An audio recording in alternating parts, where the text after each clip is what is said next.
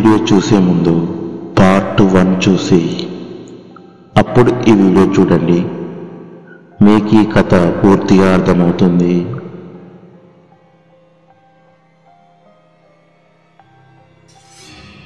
సురేంద్ర ఇంకా అతని కుటుంబ సభ్యుల శవాలను గవర్నమెంట్ హాస్పిటల్లో పోస్ట్ మార్టానికి పంపించారు.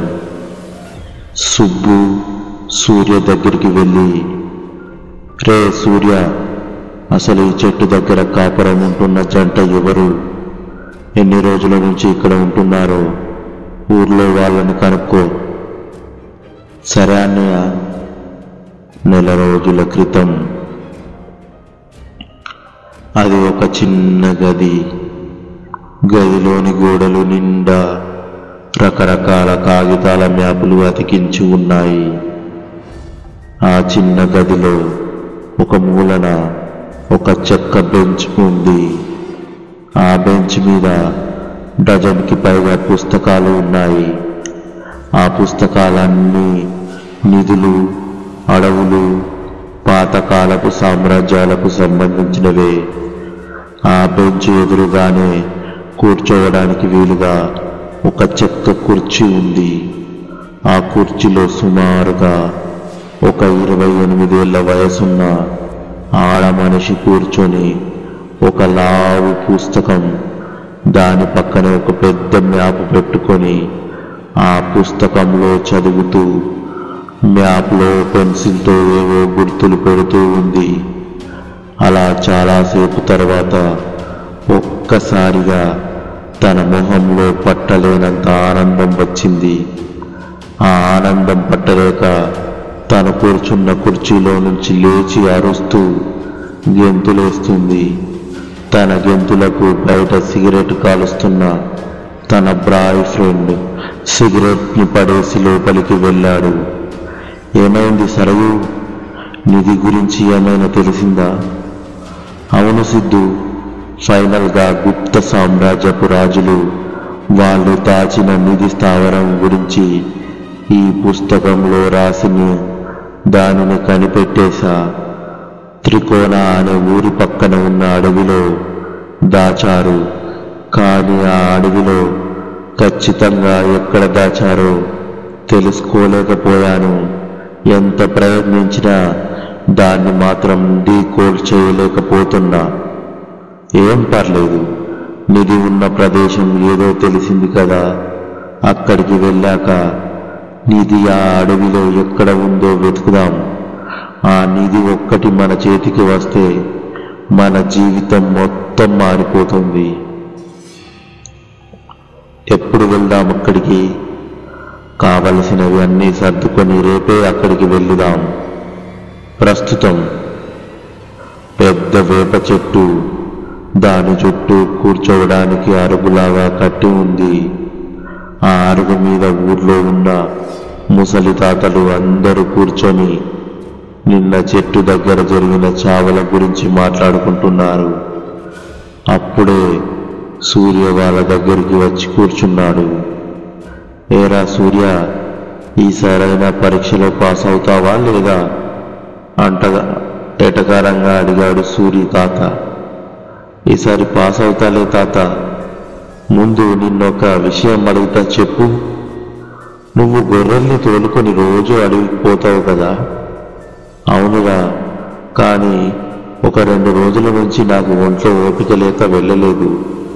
నిన్న కూడా నా మనవణ్ణి పంపించాను, కానీ నిన్న అలా జరిగింది. ఆ దెబ్బకి వాడికి ఇంకా భయం తగ్గలేదు. ఆ చెట్టు దగ్గర భార్యాభర్తలు ఎన్ని రోజుల నుంచి ఆ చెట్టు దగ్గరే ఉంటున్నారు కాదా? సుమారుగా 1 నెల నుంచి అక్కడే ఉంటున్నారు. చూడటానికి ఎలా ఉండేవాళ్ళు? మంచి వాళ్ళలాగే ఉండేవాళ్ళు, కానీ ఇంత పని చేస్తారో అని అనుకోలేదు. నువ్వు కాకుండా ఇంకా ఊర్లో వేరే ఎవరైనా గొర్రెల్ని తీసుకొని అటుపక్క అడవిలోకి వెళ్తారా? ఊర్లో అందరు గొర్రెలు వాళ్ళ పొలాల్లో మేపుతారు. నాకంటే పొలం లేదు కాబట్టి అడవిలోకి వెళ్ళి వాటిని మేపడానికి. ఇంతలో ఎస్ఐ సుబ్బు సూర్యకి కాల్ చేసి అర్జెంటుగా స్టేషన్కి రమ్మని చెప్పాడు. సరే తాత, నీ మనవడు ఇవాళ అడవిలోకి వెళ్ళాడు. లేదు, నిన్నటి దెబ్బకి భయపడి ఇవాళ ఇంట్లోనే కూర్చున్నాడు. సూర్య తన బండి తీసి స్టార్ట్ చేసి స్టేషన్ దగ్గరికి వెళ్ళాడు. సుబ్బు టేబుల్ దగ్గర ఏవో రిపోర్ట్స్ చదువుతూ కూర్చున్నాడు. అంతలో తన క్యాబిన్లోకి సూర్య వెళ్ళటంతో, రా సూర్య, కూర్చో. ఏంటని అర్జెంటుగా రమ్మన్నావు? ఆ చెట్టు దగ్గర శవాల పోస్ట్ మార్టం రిపోర్ట్స్ వచ్చాయి ఇప్పుడే. ఏముంది రిపోర్ట్స్లో?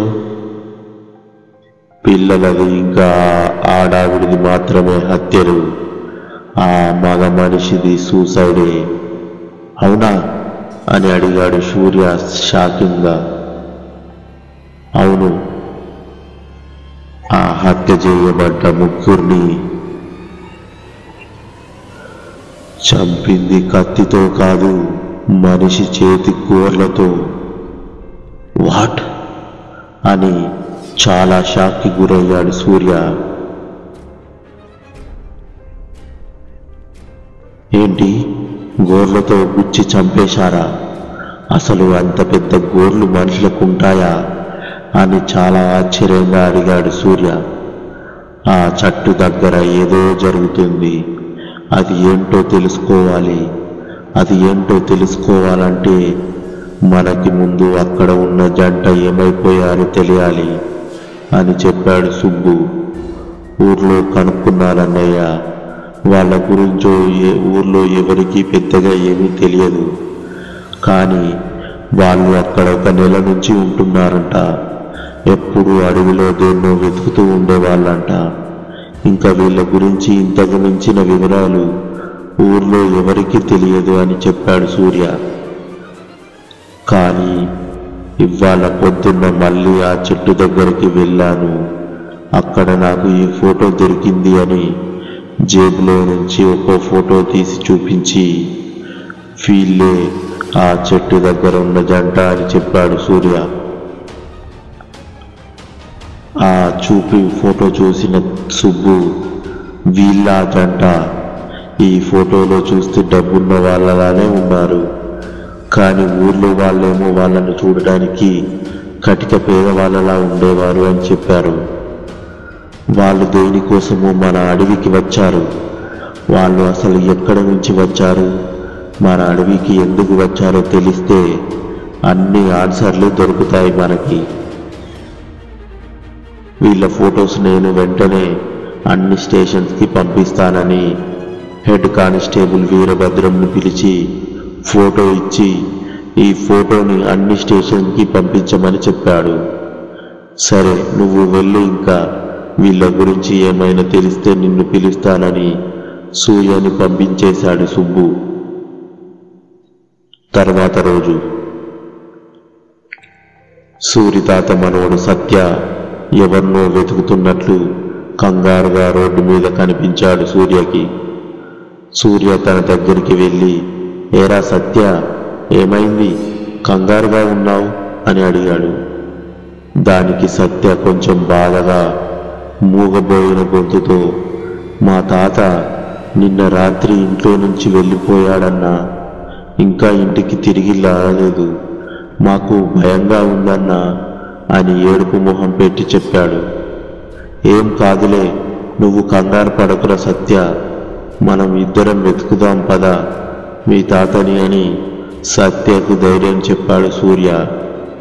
వాళ్ళిద్దరూ కలిసి సూర్య తాత కోసం త్రికోణ అంతా వెతికారు. కానీ ఊర్లో ఎక్కడ తాత ఆచూకీ దొరకలేదు. ఊర్లో ఎక్కడ తాతకి ఆచూకీ దొరక్కపోయేసరికి తాతని వెతుకుతూ అడవి వైపు వెళ్ళారు. తాత రోజు గొర్రెల్ని మేపే వైపు వెతుకుదామని వెళ్తున్నారు. వాళ్ళు తాత గొర్రెల్ని మేపడానికి వెళ్ళే మట్టి రోడ్లో వెళ్తున్నారు. ఆ రోడ్లో అలా నడుచుకుంటూ బోబాట్ ట్రీ దగ్గరికి చేరుకున్నారు. ఆ చెట్టు దగ్గరికి చేరుకోగానే సూర్య ఒక్కసారిగా ఉలిక్కిపడ్డాడు. వెంటనే తన చేతితో సత్య కళ్ళను మూసేశాడు. ముందు రోజు రాత్రి చిన్న పెంకుటిల్లు, ఇంటి బయట ఒక కట్టెల పొయ్యి. ఆ పొయ్యి దగ్గర కూర్చున్న పార్వతి తన భర్త సూరి పైన ఆ పొయ్యిలో ఉన్న బొగ్గుల కన్నా ఎర్రగా మండిపడుతుంది. నీ చేతగానితనంతో పెద్ద కూతురు కాపురాన్ని ఎలా నిలబెట్టలేకపోయావు? కనీసం చిన్నదానికైనా పెళ్లి చేస్తావా లేదా? పెళ్లి పెటాకులు లేకుండా ఇంట్లోనే కూర్చోబెడతావా అంటూ కోపంగా అరుస్తుంది పార్వతి. కట్నం ఇవ్వలేదని పెళ్ళాన్ని పుట్టింటికి పంపించిన మళ్ళీ పంపించడం కన్నా మన పిల్లని మన దగ్గర పెట్టుకోవడమే మంచిది అంటూ కోపంగా సమాధానమిచ్చాడు సూరి. వీళ్ళిద్దరి గొడవను ఎప్పుడు ఆపుతారో అని బిక్కుబిక్కుమంటూ ఇంటి గుమ్మంలో కూర్చొని గొడవ పడుతున్న వాళ్ళ అమ్మమ్మ తాతయ్య వాళ్ళ వైపు చూస్తూ ఉన్నాడు సత్య. వీళ్ళిద్దరికీ ఇది రోజు మామూలే అన్నట్లు ఇంట్లో లోపల కూర్చొని ఉన్నారు ఇద్దరు కూతుర్లు. ఈ మాటలు మాత్రం బానే చెప్తావు, మంచితనం మంచితనం అంటూ పోయి కనీసం ఉన్న గొర్రెలను మేపడానికి 1 ఎకరం పొలం కూడా కొనే దిక్కు లేకుండా చేశావు.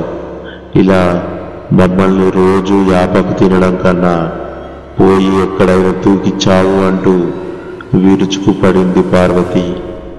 తను అన్న మాటకి ఆవేశం పట్టలేక వెళ్ళి దవడ మీద ఒక్కటి లాగిపెట్టి కొట్టాడు సూరి.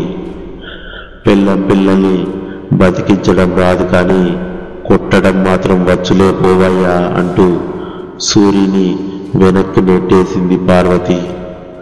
చూస్తుంటే ఇవాళ వీళ్ళ గొడవ బాగా పెద్దదయ్యేలాగా ఉందని ఇంటి లోపల నుంచి బయటకు వచ్చిన వీళ్ళ గొడవలని ఆపాలని చూసింది పెద్ద కూతురు భార్గవి. ఇంటి చుట్టుపక్కల వాళ్ళు కూడా వచ్చి ఇంటి దగ్గర నిలబడ్డారు. సూరి కోపంతో ఇంటి నుంచి బయటకు వెళ్ళిపోయాడు. ఇవాల్టికి అడవిలోనే పడుకుందామని తను ఎప్పుడూ గొర్రెలు అడవిలో మేపడానికి వెళ్ళే ప్రదేశానికి వెళ్దామని అడవి వైపుగా నడవడం మొదలుపెట్టాడు సూరి. అప్పటికే సమయం 10:30 అయింది. తను ఎప్పుడూ వెళ్ళే అడవి బాటలో నడుచుకుంటూ బోపాట్ చెట్టు దగ్గరికి చేరుకున్నాడు. ఆ చెట్టు దగ్గరికి చేరుకోగానే అప్పటి వరకు ఉన్న వాతావరణం మారినట్టుగా అనిపించింది సూరికి. అక్కడ ఉన్న గాలి కూడా బాగా చల్లగా విచిత్రంగా మారింది. సూరితో ఎవరో మాట్లాడుతున్నట్టు అతనికి వినిపించింది. కానీ చుట్టుపక్కల చూస్తే మనుషులు ఎవ్వరూ లేరు.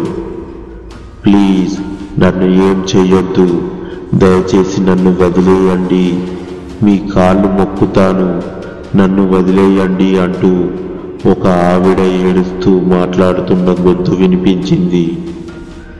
రా, ఈ చెట్టు దగ్గరికి వస్తే చనిపో, నీకు ఈ భూమి మీద బ్రతికే అర్హత లేదు అంటూ ఒక గంభీరమైన మగ గొంతు కూడా వినిపిస్తుంది.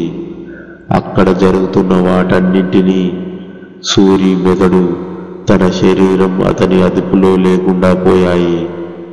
అప్పటి వరకు భయపడుతూ మామూలుగా ఉన్న సూరి ఉన్నట్టుండి ఒక్కసారిగా పిచ్చి పట్టిన వాడిలాగా నవ్వడం, ఒకేసారి ఏడవడం, గట్టిగా అరవడం లాంటివి చేస్తున్నాడు. సూరి అరిచే అరుపులకి అతని కంఠం కూడా పగిలిపోతుందేమో అని అంతలా అరుస్తున్నాడు. అలా కాసేపు పిచ్చి పట్టిన వాడిలా అరుస్తూనే ఉన్నాడు. ఆ అరుపులు ఒక్కసారిగా ఆపేసి నిశ్శబ్దంగా నిలబడి అడవి వైపు చూస్తున్నాడు. అలా అడవి వైపు చూస్తూ నుంచున్న చోటే నుంచి గాల్లోకి చేతిని చాపాడు. అడవి లోపల నుంచి తాడు లాంటి చెట్టు వేరు అతని చేతిలోకి వచ్చింది. చేతిలోకి వచ్చిన చెట్టు వేరుని తనకు ఎదురుగా ఉన్న బోబాట్ చెట్టుకు కట్టి ఉరి వేసుకొని గిలగిలా కొట్టుకొని చనిపోయాడు.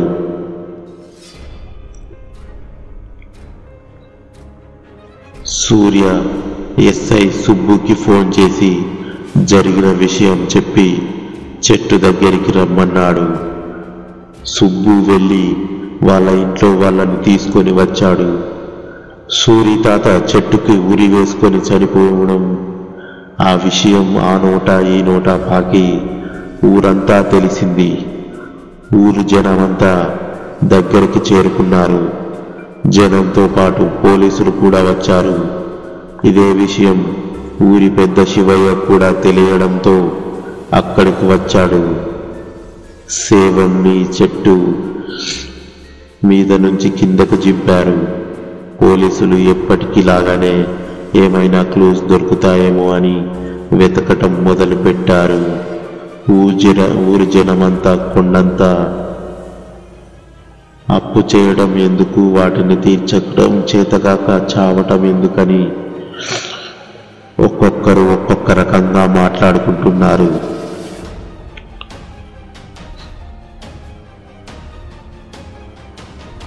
పోలీసులు సూర్య క్లూస్ కోసం ఎంత వెతికినా ఎలాంటి ఆనవాళ్ళు దొరకలేదు. ఊరు జనమంతా ఇది ఆత్మహత్య అనుకుంటున్నారు. పోలీసులు ఇంకా సూర్య మాత్రం ఈ చావుతో ఇవి ఖచ్చితంగా హత్యలే, ఈ చెట్టు దగ్గర ఏదో జరుగుతుంది అని నిర్ణయించుకున్నారు. ఇలా ఎవరి ఆలోచనలో వాళ్ళు ఉండగా ఉన్నట్టుండి అక్కడ ఉన్న జనం అందరికీ హరహర అనే ఒక పెద్ద గొంతు వినిపించింది. చినిగిపోయిన చొక్కా, మాసిపోయిన పంచ, బాగా పెరిగిన చిక్కులు పడ్డ జుట్టు, మెడలో రుద్రాక్షమాల ధరించిన ఒక అతను ఆ అడవిలో నుంచి అక్కడికి వచ్చాడు. అతని వాలకం చూడడానికి పిచ్చివాడే వాలకంలా ఉంది.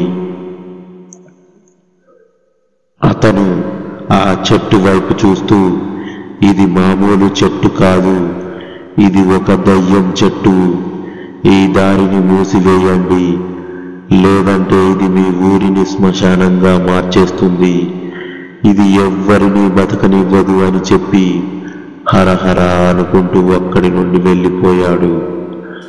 అతని మాటలకి ఊరి జనం అందరిలో భయం మొదలైంది. ఈ చెట్టే సూరితాతని చంపేసిందని మాట్లాడుకోవడం మొదలుపెట్టారు. జనమందరూ మాట్లాడుకొని అక్కడ ఉన్న పెద్ద శివయ్యతో, అయ్యగారు రేపు ఒక మంచి మంత్రగాడిని పిలిచి చెట్టుకి శాంతి చేపిద్దామని అడిగారు. అప్పటి వరకు ఏం మాట్లాడకుండా నిలబడి ఉన్నా ఒక్కసారిగా ఆపండి అని అరిచాడు. ఇందాకొకటి వరకు తాత అప్పుల బాధ తట్టుకోలేక చనిపోయాడని మాట్లాడుకున్నారు. ఇప్పుడు వాడు ఎవడో పిచ్చోడు వచ్చి చెప్తే ఇది దయ్యం చెట్టు అంటే ఇప్పుడే దయ్యమే తాతని చంపేసింది అంటున్నారు. అంతేకాని నిజమేది ఏది అబద్ధమని ఆలోచించారా? ఈ దయ్యాలు భూతాలు అన్ని మూఢనమ్మకాలు. తాతది ఆత్మహత్య అని నేను అనను.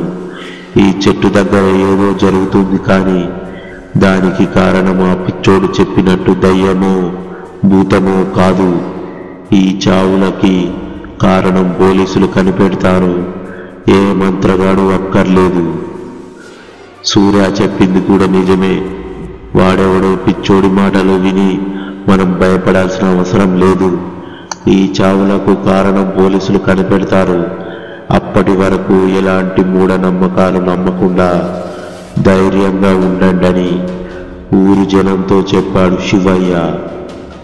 ఒకవేళ ఇక్కడి నిజంగానే దయ్యం ఉండి దానివల్ల ఇంకొక ప్రాణం బలి అయితే దానికి బాధ్యత ఎవరిదండి అని గుంపులో ఒక అతను ప్రశ్నించాడు. నా కొడుకురా అయ్యా గారి మాట ఎదురు చెప్తుందని శివయ్య పక్కన ఉన్న భైరవ కోపంగా ముందుకు వెళ్ళాడు. అతని చెయ్యి పట్టుకొని ఆపాడు శివయ్య. ఇక ఈ చెట్టు దగ్గర ఏ ఒక్కరి ప్రాణం పోదు. రాత్రిపూట ఈ చెట్టు దగ్గరికి వస్తేనే చనిపోతున్నారు కదా. ఈరోజు రాత్రి ఈ చెట్టు దగ్గరికి ఒక్కడినే వస్తా, అసలు ఇక్కడ ఏం జరుగుతుందో కనిపెడతా అని జనానికి నమ్మకం ఇచ్చాడు సూర్య. సూరి తాత డెడ్ బాడీని పోస్ట్ మార్టంకి పంపించారు. జనమంతా ఎటు వాళ్ళు అటు వెళ్ళిపోయారు. హైదరాబాద్ పరిసర ప్రాంతంలో ఒక పెద్ద భవంతి, లోపల ఒక పెద్ద గది, ఆ గదిలో 20 మంది కూర్చునే అంత పెద్ద టేబుల్, ఆ పెద్ద టేబుల్, ఆ టేబుల్ బల్లపైనే బ్లాక్ సూట్ వేసుకొని ఒక అతను కోపంగా కూర్చొని ఉన్నాడు. అతని ఎదురుగా ఇంకొక అతను నిలబడ్డాడు. రాజుని 2 రోజుల్లో నిధి నా చేతిలో పెడతా అని ₹1 కోటి అడ్వాన్స్ తీసుకున్నావు. ఇప్పటికీ 4 రోజులైంది. నువ్వు ఏం చేస్తావో నాకు తెలియదు. నీకు ఇంకో 2 రోజులు మాత్రమే టైం. ఆలోగా నిధి నా చేతిలో పెట్టు, లేదా నా ₹1 కోటి నాకిచ్చేయని సీరియస్గా వార్నింగ్ ఇచ్చాడు టేబుల్ పైన కూర్చున్న అతను. శ్యామ్ సార్, అది నిధి గురించి తెలిసిన ఒకే ఒక వ్యక్తి మా అన్న. ఇప్పుడు వాడు ఫోన్ స్విచ్ ఆఫ్ వస్తుంది. ఆ నిధి కరెక్ట్గా ఎక్కడుందో మా అన్నకు మాత్రమే తెలుసు. మీరు నాతో పాటు ఒక 3 పంపించారు అంటే మా అన్నని కనిపెట్టి నిధి మీకు అప్పచెప్తాను. నువ్వు ఏదైనా చెయ్యి, కానీ నీకు ఉంది 2 రోజులు మాత్రమే. గుర్తుపెట్టుకో రాజు. 2 రోజులు చాలు సార్. 3వ రోజు మీ దగ్గరికి నిధితో తిరిగి వస్తా. శివయ్య ఇంటి దగ్గర. సూర్య శివయ్య ఇంటి దగ్గరికి వెళ్ళారు. రా సూర్య, కూర్చో. ఏంటి ఇలా వచ్చావు అని అడిగాడు శివయ్య. రే భైరవ, వెళ్ళి మజ్జిగ తీసుకొని రా. మీతో చిన్న పని ఉండి వచ్చానండి అన్నాడు సూర్య. ఏం పని గురించి వచ్చావురా? ఆ రాత్రికి నేను ఆ చెట్టు దగ్గరికి వెళ్తా అన్నాను కదా, నా వెనుక మీ మనుషులు కొందరిని రహస్యంగా పంపించండి అని చెప్పాడు సూర్య. పొద్దున పెద్ద పుడింగిలా మాట్లాడావు, ఇప్పుడేం భయం వేస్తుందా అని మజ్జిగ గ్లాస్ చేతిలో పట్టుకొని వస్తూ అడిగాడు భైరవ. భయం కాదు, జాగ్రత్త. నేనేమి సినిమా హీరోని కాదు, అందర్నీ గాల్లో లేపి కొట్టడానికి. ఈ విషయం అక్కడే అడిగి ఉండొచ్చు కదరా అన్నాడు శివయ్య. అడిగి ఉండొచ్చు, కానీ అక్కడ అడిగి ఉంటే దొంగ దొరకడు, కాబట్టి అలా అడగలేదయ్యా. అది ఎలా? ఆ చెట్టు దగ్గర చావులకి కారణం ఖచ్చితంగా మనిషే. వాడు మన ఊరివాడు కూడా అయ్యుండొచ్చు. నేను అక్కడే మనుషుల్ని అడిగితే వాడు ఇవాళ ఖచ్చితంగా రాడు. అదే నేను ఒక్కడినే వెళ్తున్నానంటే ఖచ్చితంగా నన్ను చంపడానికి వస్తాడు.